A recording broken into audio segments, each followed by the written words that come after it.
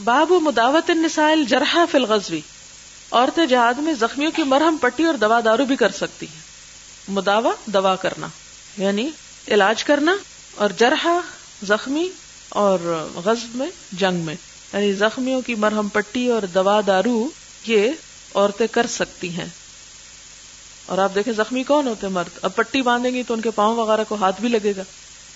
مراد اس سے نرسنگ ہے، یعنی ایمرجنسی میں عورت بھی نرس ہو سکتی ہے. عام حالات میں عورت کو مرد کو ہاتھ نہیں لگانا چاہیے، لیکن مثلاً ایک نرس ہے، اگر وہ کسی عام وارڈ میں ہے تو اس کو عورتوں ہی کو ٹریٹ کرنا چاہیے. لیکن اگر ایمرجنسی وارڈ میں ہے تو وہاں اگر ایمرجنسی میں کسی مرد کو بھی پٹی کرنی پڑ جاتی ہے تو اس صورت میں اس کی گنجائش نکلے گی. لیکن اصل ایمرجنسی تو میدان جنگ ہی ہے. حدثنا علی بن عبد اللہ حدثنا بشر بن المفضل حدثنا خالد بن زکوان عن الربیع بنت معبد قالت كنا مع النبي صلی اللہ علیہ وسلم نسقی ونداوی الجرحى ونرد القتلى الى المدینة. ربیع بنت معبد کہتی ہیں کہ ہم جہاد میں نبی صلی اللہ علیہ وسلم کے ساتھ تھے. ہم لوگوں کو پانی پلاتے، زخمیوں کی مرہم پٹی کرتے اور مارے جانے والوں کو مدینہ پہنچاتے. باب رد النساء الجرحى والقتلى، عورتیں مقتولوں کو اور زخمیوں کو لوٹا لے جا سکتی ہیں، یعنی اٹھا کے واپس. مثلا میدان جنگ میں تو زخمی ہو کے گرا پڑا ہے، اب وہ بیچ میں گرا پڑا، اوپر فوج جاری، اگر وہ اس میں کچلا نہ جائے تو کیا کریں عورتیں؟ اٹھا کے ان کو دوسری طرف لے جائے.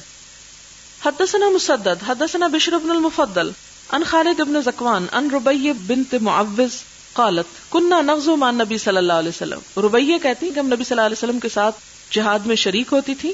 نغزو ہم جہاد کیا کرتی تھی. فنسقی القوم تو ہم لوگوں کو پانی پلاتی. ونخدمهم اور ہم ان کی خدمت کرتی. ونرد القتلى اور ہم مقتولوں کو یعنی جو شہید ہو چکے ہوتے تھے، والجرحى اور جو زخمی ہوتے تھے واپس اٹھا لاتی تھی الی المدینہ مدینہ کی طرف.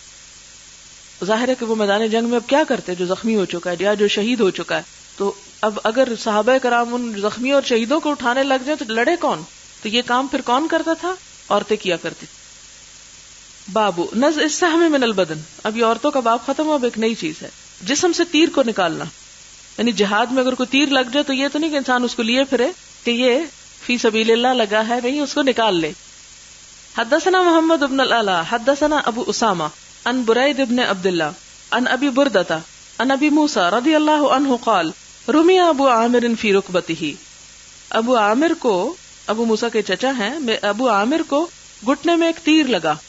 فانتہیت الیہ میں ان کے پاس گیا. فقال انزع ھذا السهم، انہوں نے کہا یہ تیر نکال لو. فنزعته تو میں نے اس کو نکالا، کھینچا. فنزع منہ الماء نکل آیا اس سے پانی، یعنی پیپ وغیرہ بھی نکل آئی. یعنی جب وہ تیر نکالا تو تیر کے نکلنے کے ساتھ جو زخم کے اندر اور چیزیں تھی وہ بھی باہر آ گئیں. فدخلت علی النبی صلی اللہ علیہ وسلم فاخبرته تو میں نے اس بات کی حضور صلی اللہ علیہ وسلم کے پاس جا کر خبر دی. فقال اللہم اغفر لعبید بن ابی عامر، آپ نے فرمایا اے اللہ بخش دے عبید ابو عامر کو. یہ دراصل دعا تھی، لیکن جس کے لیے آپ یہ دعا کر دیتے تھے کہ وہ بخشا جائے، اس کا مطلب ہے کہ وہ شہید ہو گیا، یعنی شہادت کا درجہ آتا ہو. باب الحراست فی الغزو فی سبیل اللہ، اللہ کی راہ میں جہاد کے وقت پہرا دینا. حراسہ، حارس کہتے ہیں چوکیدار کو. حدثنا اسماعیل بن خلیل اخبرنا علی بن مسہر اخبرنا یحیی بن سعید اخبرنا عبداللہ بن عامر ابن ربیعہ قال سمعت عائشہ رضی اللہ عنہا تقول کان النبی صلی اللہ علیہ وسلم سہرا، کہ نبی صلی اللہ علیہ وسلم جاگ رہے تھے. فلما قدم المدینہ جب آپ مدینہ میں پہنچے، قال فرمایا لیت رجلا من اصحابی صالحا یحرسنی اللیلۃ، کاش میرے نیک دوستوں میں سے کوئی میرا پہرا دے، یعنی رات کو میری حفاظت کر کے جاگے. اس سمعنا صوت سلاح، ابھی یہ بات فرما ہی رہے تھے کہ ہم نے اسلحے کی آواز سنی. فقال من ھذا، آپ نے فرمایا یہ کون ہے؟ فقال انا سعد بن ابی وقاص، بولے میں سعد بن ابی وقاص ہوں. جئت میں آ گیا ہوں، لأحرسک کہ میں آپ کی حفاظت کروں. ونام النبی صلی اللہ علیہ وسلم، اور نبی صلی اللہ علیہ وسلم سو گئے. اسے کیا پتہ چلتا ہے کہ حفاظت کرنا توکل کے خلاف نہیں ہے. پہرا دینا یا چوکیداری کرنا یا چوکیدار رکھنا جو ہے یہ اللہ پر بھروسے کے منافی بات نہیں ہے. یہ اسی میں آتا ہے کہ اعقل و توکل، پہلے باندھو اور پھر توکل کرو. اور پھر ایک اور روایت میں آتا ہے کہ جب پہلے آپ صلی اللہ علیہ وسلم اپنے آس پاس پہرا رکھا کرتے تھے، لیکن جب یہ آیت اتری کہ واللہ یعصمک من الناس، اللہ آپ کو لوگوں سے بچائے گا، تو آپ نے یہ پہرا پھر اٹھا دیا تھا. لیکن وہ تو آپ صلی اللہ علیہ وسلم کے لیے ایک خاص وعدہ تھا. ہمارے لیے کیا حکم ہے کہ جہاں ضرورت ہو ایسے اقدامات کیے جا سکتے ہیں. حدثنا یحیی بن یوسف اخبرنا ابو بکر عن ابی حسین عن ابی صالح عن ابی ہریرہ رضی اللہ عنہ عن النبی صلی اللہ علیہ وسلم قال، آپ صلی اللہ علیہ وسلم نے فرمایا، تعس عبد الدینار والدرہم والقطیفۃ والخمیصۃ، ہلاک ہوا، تعس ہلاک ہوا، برباد ہوا، عبد الدینار دینار کا بندہ، والدرہم درہم کا بندہ، والقطیفۃ چادر کا بندہ، والخمیصۃ اور کمبل کا بندہ. مراد یہ کہ کپڑوں کی لالچ رکھنے والا اور دنیا کی دولت کے پیچھے بھاگنے والا. ان اعطی رضی، اگر دیا جائے تو خوش ہے، وان لم یعطى، نہ دیا جائے، لم یرضى، تو راضی نہیں ہوتا. یعنی جس کے تعلق کا محض مقصد مفاد حاصل کرنا ہے، اگر اس کو مفاد ملے تو ٹھیک ہے، آپ اس کو نہ دیں تو وہ آپ کو چھوڑ دے گا. پھر کیا ہوا؟ لم يرفعه اسرائیل و محمد بن جحادۃ عن ابی حسین وزاد لنا عمرو وقال اخبرنا عبد الرحمن بن عبد الله بن دینار عن ابیہ عن ابی صالح عن ابی ہریرۃ عن النبی صلی اللہ علیہ وسلم قال تعس عبد الدینار وعبد الدرہم وعبد الخمیصہ ان اعطی رضی وان لم یعط سخط، اگر نہ دیا گیا تو ناراض ہوا. لم یرضى پیچھے یہاں دوسری روایت میں سخط، سخت غصے کو کہتے ہیں نا. تعس وانتکس، یہ اور شدید الفاظ آپ نے استعمال کیے. تعس ہلاک ہوا، وانتکسا سرنگوں ہوا، یعنی اس کی بربادی ہو، مراد یہ ہے. وَإِذَا شِيكَ فَلَن تَفَشَ، اگر اسے کانٹا چبھے تو نہ نکلے اس سے، یعنی اس کو ایک طرح سے بد دعا دی کہ ایسے شخص کو اگر کوئی مصیبت آئے تو نہ ٹلے اس سے، اس کو کانٹا لگے تو خدا کرے پھر کبھی نہ نکلے. طوبى لعبد آخذ بعنان فرسه فی سبیل اللہ، مبارک ہے، خوشخبری ہے اس بندے کے لیے کہ جو پکڑنے والا ہے اپنے گھوڑے کی باگ کو اللہ کے راستے میں. اشعث رأسہ، اس کے بال بکھرے ہوئے ہیں. مغبرۃ قدماہ، پاؤں خاک آلود ہیں. ان کان فی الحراست کان فی الحراست، اگر اسے کہا جائے چوکیداری میں چلے جاؤ چلا جائے. وان کان فی الساقۃ کان فی الساقۃ، اگر کہا جائے پیچھے جا کے کھڑے ہو جاؤ پیچھے چلا جائے. ان استأذن لم یؤذن لہ، اگر وہ اندر آنے کی اجازت چاہے تو اجازت نہ ملے، یعنی اس کی ویسے کوئی حیثیت نہیں، ایک عام فوجی ہے. وان شفع لم یشفع، اگر وہ کسی کی سفارش کرے تو اس کی سفارش بھی کوئی نہ سنے. یعنی اللہ کے نزدیک قدر کس بندے کی ہے؟ یہ مال و دولت کے لالچی بندے کی نہیں ہے کہ جو صرف دنیا کے پیچھے بھاگ رہا ہے. اللہ کے نزدیک ایک عام سا شخص جس کی کوئی ویلیو، کوئی سٹیٹس نہیں، لیکن کیا ہے؟ آخذ بعنان فرسہ فی سبیل اللہ، اللہ کی راہ میں جہاد کے لیے اپنے گھوڑے کو پکڑ کے نکلتا ہے، اور جہاں اسے بھیجا جائے جس مہم پہ وہیں چلا جاتا ہے. ہر کام اس کے لیے اچھا ہے، وہ کسی کام میں عیب نہیں سمجھتا. اب آپ کسی آفیسر کو کہیں کوئی چھوٹا کام کہ وہ کہیں تو میری شان کے خلاف ہے، یہ میں نہیں کر سکتا، لیکن وہ کیسا ہے؟ وہ ہر کام کے لیے تیار ہے، کسی کام پہ کھڑا کر دو، ایور ریڈی. اور حالت اس کی یہ ہے کہ اس کی دنیاوی حیثیت کچھ بھی نہیں، بیچارہ سفارش کرے تو کوئی سفارش نہ سنے، اور اگر وہ کوئی لوگ بیٹھے اور ان کے پاس اندر آنے کی اجازت مانگے تو انہیں کہ نہیں تم باہر انتظار کرو، تم آفس میں نہیں اندر آ سکتے. کوئی اس کا دنیاوی لحاظ سے کوئی درجہ نہیں، کوئی رتبہ نہیں، کوئی مقام، کوئی مرتبہ، کچھ نہیں، لیکن اللہ کے نزدیک وہ بڑے بڑوں سے اوپر ہے. اسی سے پتہ چلتا ہے کہ دین کا کام خواہ وہ چھوٹا سے چھوٹا کیوں نہ ہو، خواہ وہ جھاڑو دینا کیوں نہ ہو، خواہ وہ کچرا اٹھانا کیوں نہ ہو، خواہ وہ کوئی باتھ روم صاف کرنا ہی کیوں نہ ہو، کچھ بھی ہو، لیکن جب انسان اللہ کے لیے کرتا ہے تو اس کا اجر بڑے بڑے کام کرنے والوں سے بھی زیادہ بڑا ہو جاتا ہے. کیوں؟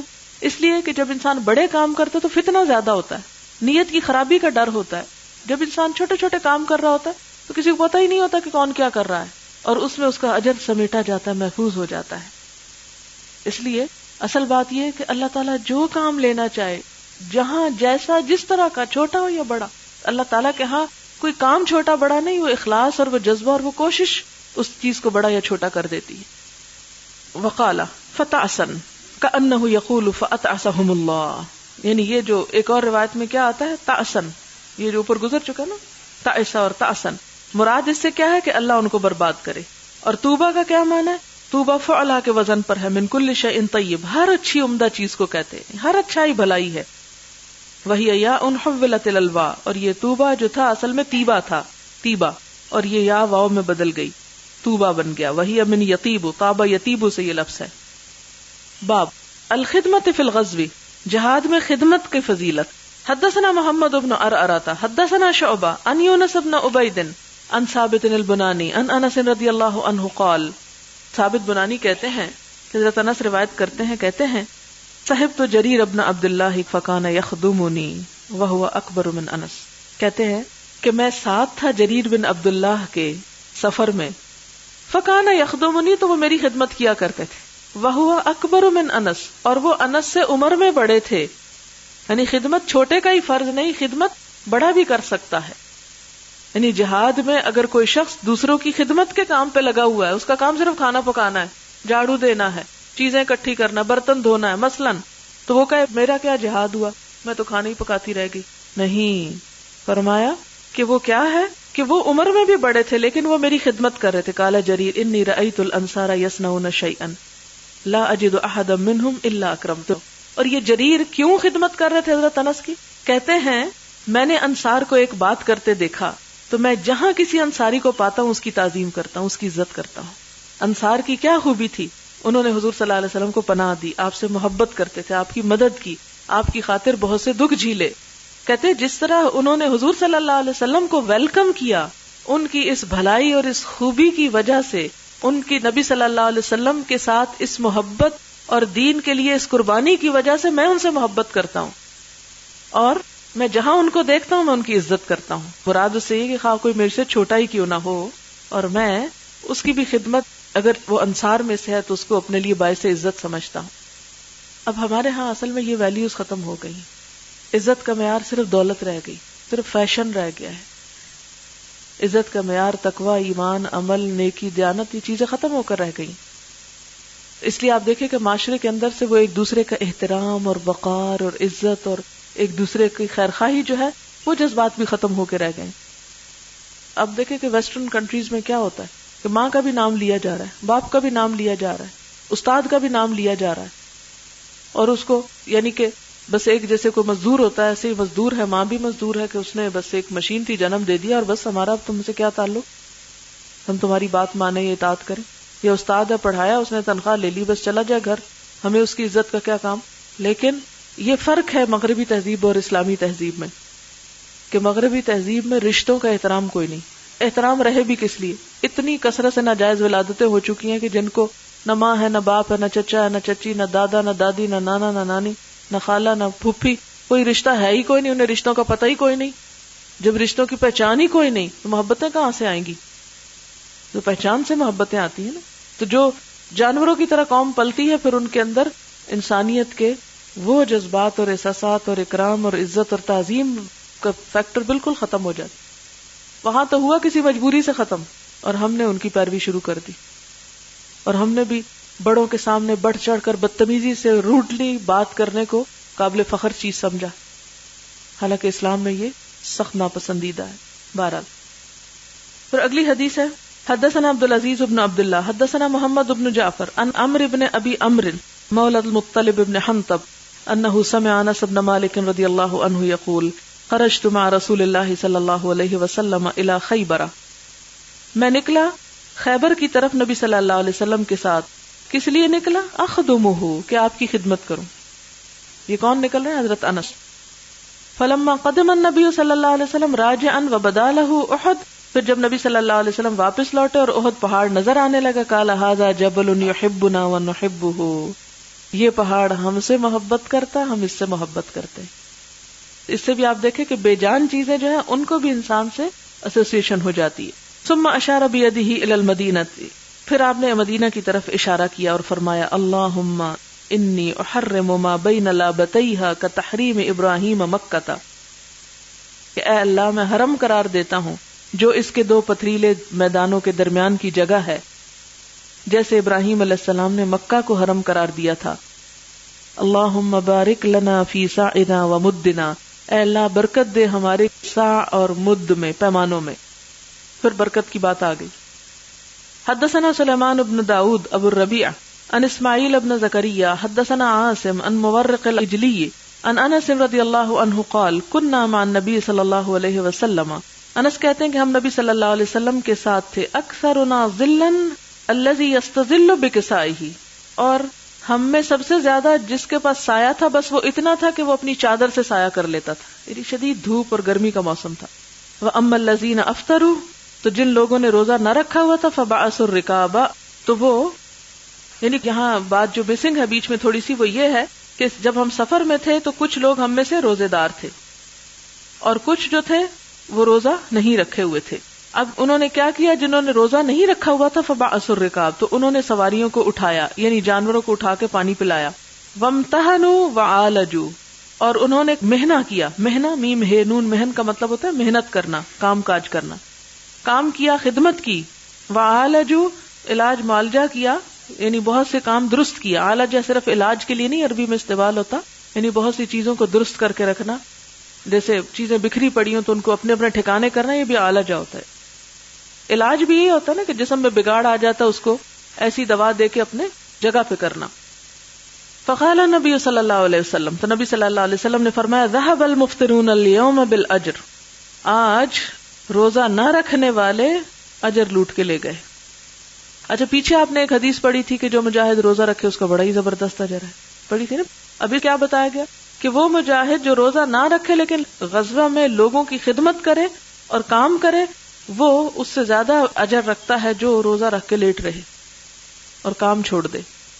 یعنی روزہ اس وقت تک تو ٹھیک ہے، نفلی روزہ خصوصاً یا ایون فرضی بھی جیسے جہاد میں، اس وقت تک تو ٹھیک ہے جب تک کام میں حرج نہ ہو، لیکن اگر کام پہ سے پش چلا جاتا ہے اور جس مقصد کے لیے آیا وہ جہاد ہی نہیں ہوتا اور صرف روزہ رکھے ہوئے ہیں، تو ایسے موقع پہ روزہ فائدہ نہیں دے گا۔ یعنی اس سے اسلام کی جو اندر لچک ہے وہ ہمیں پتہ چلتی ہے کہ ایک سخت اصول نہیں کہ بس روزہ ہے تو ہر جگہ ہی روزہ، چاہے اس سے بڑا کوئی اور کام آ جائے، نہیں، روزہ بعد میں بھی رکھ سکتے ہو، لیکن اس موقع پہ کیا کرو، وہ کرو جو کرنے کے لیے بھیجے گئے۔ اب مثلا اگر ہم میں سے کسی شخص کے اندر اتنی طاقت نہیں کہ وہ نفلی روزے رکھ سکے، لیکن وہ نفلی روزے رکھ کے سستی کاہلی کا شکار ہوتا اور اپنے فرائض پورے نہیں کرتا، تو اس کو اس روزے کا کیا فائدہ؟ مثلا آپ روزہ رکھ لیں اور پڑھنے کو نہ آئیں، تو مجھے روزہ لگ رہا تھا اس لیے آج کا سبق رہ گیا مجھ سے، اس روزے کا کوئی فائدہ نہیں کہ اگر آپ کا فرض چھوٹ جائے۔ لیکن یہ وہن کے ساتھ نہیں کہ میں اس لیے روزہ نہیں رکھتی کہ شاید میں نہ پڑھ سکوں، نہیں، آپ تجربہ تو کریں، لیکن اگر آپ یہ سمجھ، اسی لیے امام شافعی جو ہیں ان کے نزدیک علم کا سیکھنا سکھانا 2 نفل پڑھنے سے زیادہ بہتر ہے۔ اس کا یہ مطلب نہیں کہ نفل پڑھنا آپ چھوڑ دیں، آپ کہیں کہ میرے سے تو آج سے سب نفل معاف کیونکہ امام شافعی نے کہہ دیا۔ مطلب یہ ہے کہ جب پڑھنے کا ٹائم ہو اس وقت کیا ہے، پڑھیں، اور اس وقت نفل پڑھنے مت کھڑے ہوں، اور جب نوافل کا ٹائم ہو تو اس وقت نوافل پڑھ لیں، اس وقت پڑھنا لکھنا نہ کریں۔ تو یہ اصل بات یہ کہ مثلا بعض اوقات انسان جیسے نماز پڑھ رہا ہے، جیسے ظہر کی نماز جیسے آپ پڑھتے ہیں، اور کچھ لوگ نماز پڑھنے میں دیر لگا کے آتے ہیں، ادھر کلاس ہو رہی ہے، وہ جو سیکھا جا رہا ہے، سکھایا جا رہا ہے، اس کو سیکھنا اس وقت آپ پہ فرض کا درجہ رکھتا ہے، اور نماز کے ساتھ کے جو نفل ہیں اگر تو آپ نے ارلی شروع کر لی تو نفل کا ثواب بھی آپ کو مل جائے گا پڑھنے کا، لیکن اگر کسی وجہ سے آپ لیٹ ہو گئے تو وہ نفل چھوڑیں اور کلاس اٹینڈ کریں۔ تو یہ ترجیحات انسان کو پتہ ہونی چاہیے، اور یہی حکمت ہے کہ کس موقع پہ مجھے کیا کرنا ہے اور اس کا زیادہ ثواب ہے۔ مثلا آپ کو کہیں درس دینا ہے یا بولنا ہے اور آپ بول ہی نہیں پاتے کہ آپ روزے سے ہیں، تو پھر اس کا کیا ہوگا؟ روزے کا تو آپ کی اپنی جان کو فائدہ ہے، لیکن جب آپ کسی کی خدمت کرتے ہیں تو بہت سے لوگوں کو فائدہ پہنچاتے ہیں۔ باب فضل من حمل متاع صاحبہ فی السفر، جو شخص سفر میں اپنے ساتھی کا سامان اٹھائے اس کی فضیلت۔ حدثنا اسحاق بن نصر حدثنا عبد الرزاق عن معمر عن حمام عن ابی ہریرہ رضی اللہ عنہ عن النبی صلی اللہ علیہ وسلم قال، آپ نے فرمایا کل سلام علیہ صدقۃ کل یوم، ہر جوڑ پر ہر روز صدقہ واجب ہوتا ہے۔ یعین الرجل فی دابتہ، کس طرح صدقہ انسان کر سکتا ہے؟ نہیں ضروری نہیں کہ پیسے ہی خرچ کرے، جو کوئی دوسرے کی مدد کرے، کس پر؟ سواری پہ چڑھنے پر۔ یعین الرجل فی دابتہ، مدد کرے کسی شخص کی اس کی جانور میں، یعنی اس پہ سوار ہونے میں۔ یحاملہ علیہ، وہ اس کو اس پہ چڑھاتا ہے، او یرفع علیہ متاعہ، یا اس کا سامان اس پہ چڑھاتا ہے، صدقۃ صدقہ ہے۔ اب اس میں دیکھیں آپ کہ یہ ہر چیز کو صدقہ قرار دے کے ایک مسلمان قوم کو کتنا ایکٹیو کر دیا گیا کہ انسان کام سے جی نہ چرائے۔ یہ نہ ہو کہ اگر کوئی کام کرنے کا رکھا تو انسان نظر کترا کے نکل جائے دوسری طرف سے، اگر میں سامنے آ گیا تو مجھے کرنا پڑ جائے گا۔ مثال کے طور پہ بہت سے لوگوں نے مل کے بیٹھ کے کھانا کھایا، اب ایک شخص کہ اچھا وہ فلاں آئے گا اٹھا کے لے جائے گا، نہیں، اگر آپ اٹھا سکتے تو اٹھا لیں، اس کو دوسرے پہ نہ چھوڑیں. لیکن اگر آپ کو اس وقت کوئی اور اہم کام کرنا ہے تو وہ اور بات ہے. لیکن عموماً کیا ہوتا ہے کہ ہمارے عمومی ماحول اور معاشرے کے اندر کام ٹالا جاتا ہے، کام چوری کی جاتی، کام دوسرے پہ ڈال دیا جاتا ہے. اچھا یہ صفائی یہ تو سی ڈی اے کروائے گی، وہ کام وہ تو فلانے کی ذمہ داری ہے، یہ کام یہ تو اس کی ذمہ داری، اور میرے حق تو بس یہ کہ میں ہر چیز کا فائدہ اٹھاؤں. یہ ایٹیچیوڈ جو ہے یہ غلط. چھوٹا سا بھی کوئی کام انسان کرتا ہے تاکہ آپ دیکھیں کسی کو چڑھنے میں مدد دے رہا ہے، مثلا اونٹ پہ چڑھنا یا کسی گھوڑے پہ چڑھنا، ایسا نہیں جیسے گاڑی پہ چڑھنا، کیونکہ وہ بازو کا سواری آگے بھاگنے لگتی ہے تو اس کو روک کے رکھنا پڑتا ہے نا. ایک شخص روک کے رکھتا ہے تو دوسرا چڑھتا ہے. اب جس نے وہ باغ پکڑ کے رکھی ہوئی روکا ہوا ہے اور دوسرا چڑھ رہا ہے تو وہ بھی صدقہ کر رہا ہے، ثواب کما رہا ہے.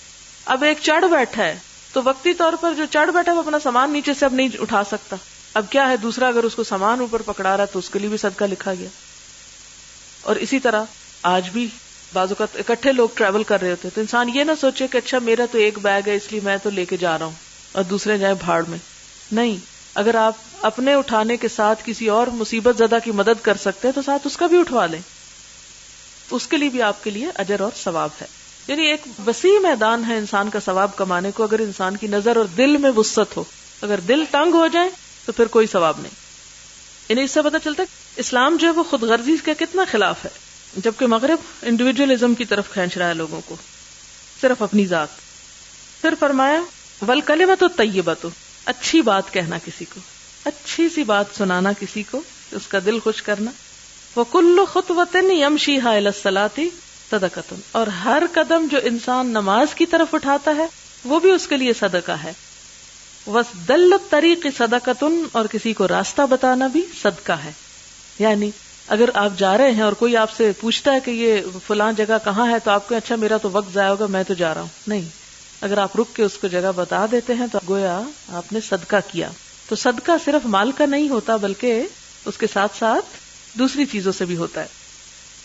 باب فضل رباط یوم فی سبیل اللہ، اللہ کے راستے میں ایک دن مورچے پہ رہنا، اس کی فضیلت. وقول اللہ عز وجل، اللہ تعالیٰ کا فرمان ہے، یا ایھا الذین آمنوا اصبروا وصابروا ورابطوا واتقوا اللہ لعلکم تفلحون. سورۃ آل عمران میں یہ آیت آپ پڑھ چکے ہیں جس کو رباط کے ساتھ میں نے آپ کو واضح کیا تھا. حدثنا عبداللہ بن منیر سمع ابا النضر حدثنا عبد الرحمن بن عبد اللہ بن دینار عن ابی حازم عن سہل بن سعد الساعدی رضی اللہ عنہ ان رسول اللہ صلی اللہ علیہ وسلم قال، نبی صلی اللہ علیہ وسلم نے فرمایا، رباط یوم فی سبیل اللہ خیر من الدنیا وما علیہا، اللہ کے راستے میں ایک دن مورچے پہ رہنا دنیا اور اس میں جو کچھ ہے اس سب سے بہتر ہے. وموضع صوت احدکم من الجنۃ، اور جنت میں تمہارے ایک کے کوڑا رکھنے کی جگہ خیر من الدنیا وما علیہا، اس سب سے بہتر ہے جو دنیا میں اور دنیا کے اندر ہے.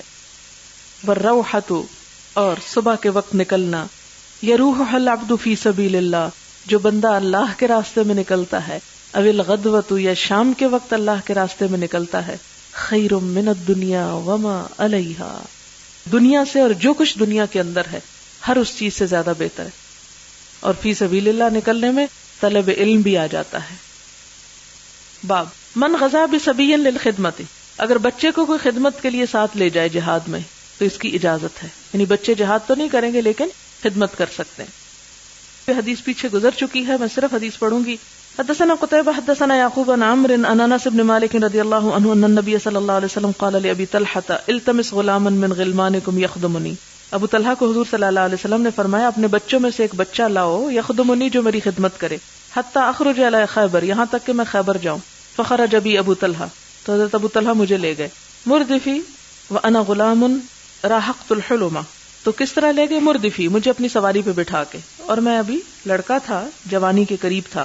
فکنت اخدم رسول اللہ صلی اللہ علیہ وسلم، میں نبی صلی اللہ علیہ وسلم کی خدمت کیا کرتا تھا. اذا نزل، جب آپ اترتے، یعنی کسی جگہ پر جب لشکر پڑاؤ ڈالتا تو وہاں میں آپ کے کام کرتا. فکنت اسمعه کثیرا یقول، اور میں آپ کو سنتا تھا کہ آپ کثرت سے دعا مانگتے تھے، کیا؟ اللہم انی اعوذ بک من الہم والحزن والعجز والکسل والبخل والجبن ودلع الدین وغلبۃ الرجال. دعا کا مطلب کیا ہے؟ اے اللہ میں تیری پناہ چاہتا ہوں فکر سے اور غم سے، کیونکہ یہ انسان کے دشمن ہیں، کچھ کرنے نہیں دیتے انسان کو، عاجزی اور سستی اور بخیلی اور بزدلی سے، جبن کہتے ہیں بزدلی، اور قرضداری کے بوجھ سے، اور ظالموں کے غلبے سے، غلبت الرجال، رجال کا ویسے تو مرد ہے لیکن مراد اس سے ظالم ہے۔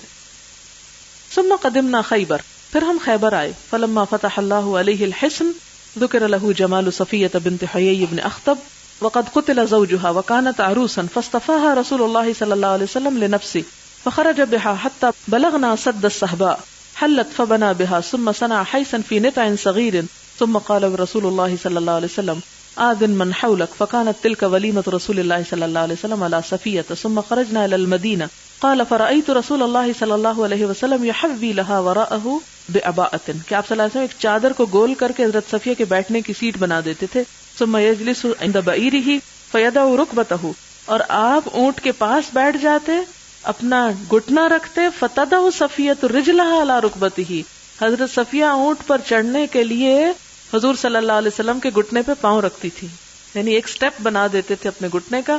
اور اس سے آپ دیکھیں کہ خواتین کی کیا عزت اور اکرام ہے اسلام میں، اور خود حضور صلی اللہ علیہ وسلم کتنی امپورٹنس دیتے تھے اپنی اہلیہ۔ حتی ترکب فسرنا حتی اذا اشرفنا علی المدینة نظر الى احد فقال هذا جبل يحبنا ونحبه ثم نظر الى المدینة فقال اللهم انی احرم ما بین لابتیها بمثل ما حرم ابراہیم مکة اللهم بارک لهم في مدهم وصاعهم۔ باب رکوب البحر، سمندر کی سواری کرنا یعنی جہاد کے لیے، یہ حدیث بھی گزر چکی ہے۔ حدثنا ابن نعمان حدثنا حماد بن زید عن يحيى عن محمد بن يحيى بن حبان عن انس بن مالك رضی اللہ عنہ قال حدثتنی ام حرام ان النبی صلی اللہ علیہ وسلم قال یوما فی بیتها، قال یوما کیا مطلب ہے؟ قیلولہ کیا۔ یہ جو قالا کا لفظ ہے یہ کہنے کے لیے بھی استعمال ہوتا ہے اور قیلولہ کرنے کے لیے۔ میں چونکہ عربی پڑھ رہی ہوں تو کہیں آپ اس کو فرمایا نہ ترجمہ کر لیں آئندہ۔ قال یوما فی بیتها فاستيقظ وهو يضحك قلت یا رسول اللہ ما يضحكك قال عجبت من قوم من امتي يركبون البحر كالملوك على الأسرة فقلت يا رسول الله ادعو الله ان يجعلني منهم فقال انت منهم ثم نام فاستيقظ وهو يضحك فقال مثل ذلك مرتين او ثلاثا قلت يا رسول الله ادعو الله ان يجعلني منهم فيقول انت من الاولين فتزوج بها عبادة بن الصامت فخرج بها الى الغزو فلما رجعت قربت دابة لتركبها فوقعت فاندقت عنقها تو ان کی گردن ٹوٹ گئی۔ فاندقت یہ لفظ نیا ہے، پیچھے وقصت کا لفظ آیا ہے، سرعت کا آیا ہے، یا اندقت مطلب ایک ہی ہے۔ سبحانک اللہم وبحمدک نشہد ان لا الہ الا انت نستغفرک ونتوب الیک۔